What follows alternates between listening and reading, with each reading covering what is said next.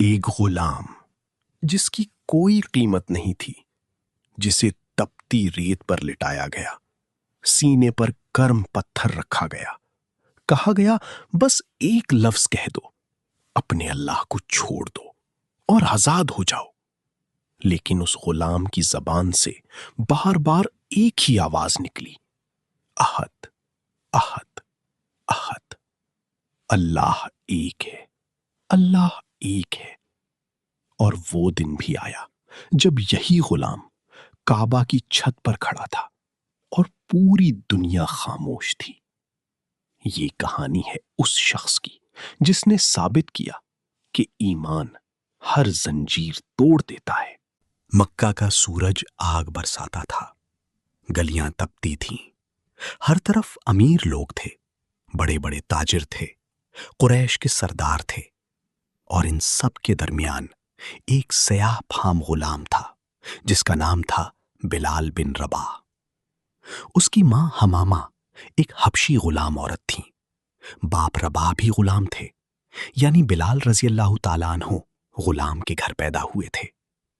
اس زمانے میں غلام کی کوئی قیمت نہیں تھی، کوئی عزت نہیں تھی، کوئی آزادی نہیں تھی۔ بلال رضی اللہ تعالیٰ عنہ امیہ بن خلف کے غلام تھے۔ امیہ مکہ کا ایک ظالم اور بے رحم سردار۔ بلال رضی اللہ تعالیٰ عنہ کی زندگی تھی صبح سے شام تک کام، بھوک اور پیاس، مار اور ذلت۔ لیکن بلال رضی اللہ تعالیٰ عنہ کے اندر ایک چیز تھی جو کوئی چھین نہیں سکتا تھا، ایک سوچتا ہوا دل۔ وہ دیکھتے تھے کہ مکہ والے پتھروں کو پوجتے ہیں، وہ سوچتے تھے کیا یہ پتھر سچے خدا ہو سکتے ہیں؟ کیا اس سے بڑی کوئی طاقت نہیں؟ اور اللہ نے ان کے دل میں یہ سوال ڈالا تھا کیونکہ اللہ کو ان کی زندگی سے کچھ بڑا کام لینا تھا۔ مکہ میں ایک انقلاب آ رہا تھا۔ حضرت محمد صلی اللہ علیہ وسلم نے اعلان فرما دیا تھا، لا الہ الا اللہ، اللہ کے سوا کوئی معبود نہیں۔ یہ پیغام مکہ کی گلیوں میں پھیل رہا تھا، امیر بھی سن رہے تھے، غریب بھی سن رہے تھے، غلام بھی سن رہے تھے۔ اور ایک دن یہ پیغام بلال کے کانوں تک پہنچا۔ بلال نے سنا، اللہ ایک ہے، وہ کسی کا محتاج نہیں، وہ سب کا رب ہے، غلام بھی، آزاد بھی۔ اور بلال کا دل کانپ گیا۔ یہ وہی جواب تھا جو وہ برسوں سے ڈھونڈ رہے تھے۔ وہ چھپ کر نبی صلی اللہ علیہ وسلم کے پاس گئے، انہوں نے کلمہ پڑھا، اور اس لمحے وہ غلام جس کی دنیا میں کوئی قیمت نہیں تھی، اللہ کے نزدیک سب سے قیمتی بن گیا۔ لیکن آزمائش ابھی شروع ہونی تھی۔ امیہ بن خلف کو پتہ چل گیا، اس کا غلام مسلمان ہو گیا تھا۔ امیہ کا چہرہ سرخ ہو گیا، وہ چلایا، بلال، تو نے محمد کا دین قبول کیا؟ بلال رضی اللہ تعالیٰ عنہ نے کہا، ہاں۔ امیہ نے ایک لمحہ بھی نہیں سوچا، اس نے حکم دیا، اسے باہر لے جاؤ۔ مکہ کی تپتی دوپہر میں جب ریت آگ کی طرح چل رہی تھی، بلال رضی اللہ تعالیٰ عنہ کو لے جایا گیا، انہیں ریت پر لٹا دیا گیا، سینے پر ایک بھاری گرم پتھر رکھا گیا۔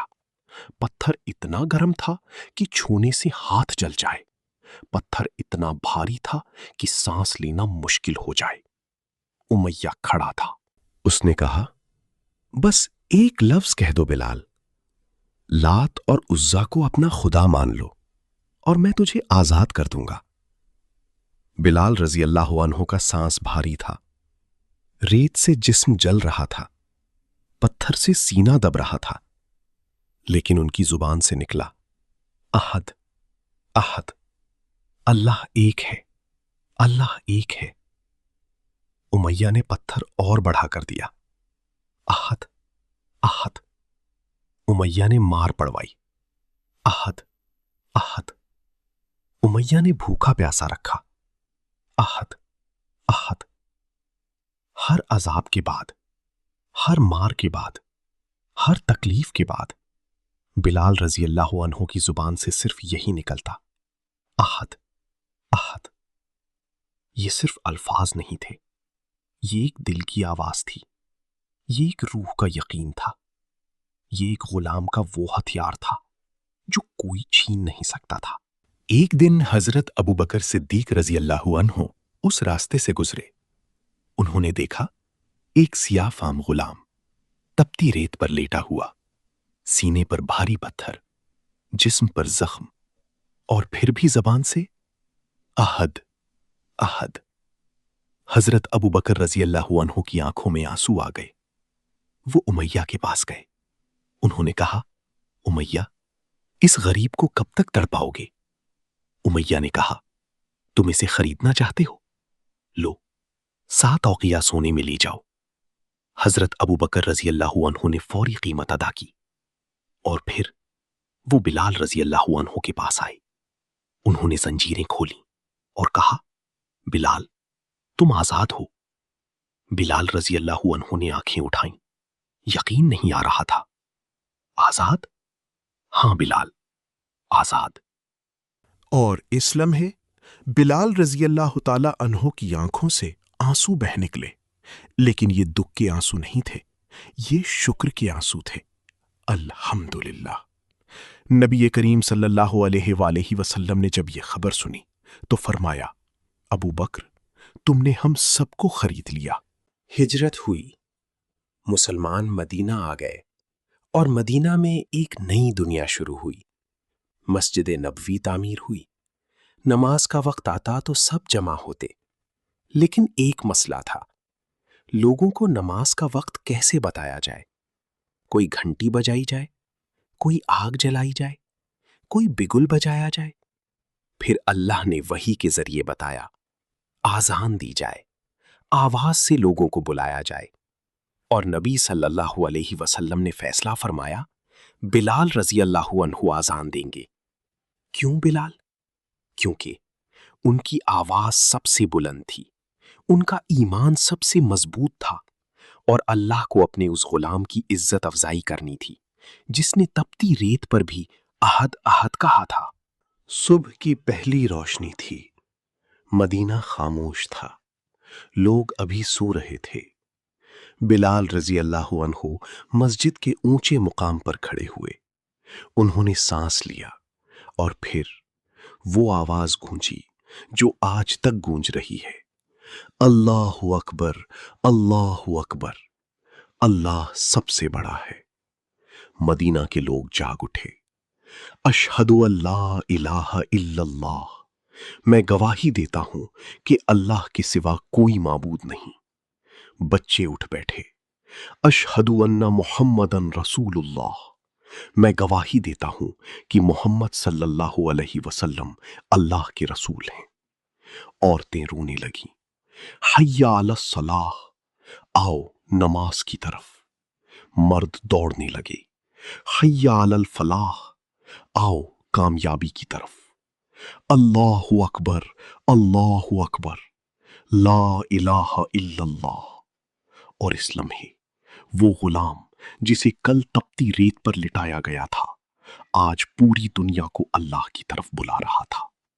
نبی صلی اللہ علیہ وسلم کی آنکھوں میں آنسو تھے، صحابہ کی آنکھوں میں آنسو تھے، اور شاید آسمان بھی رو رہا تھا۔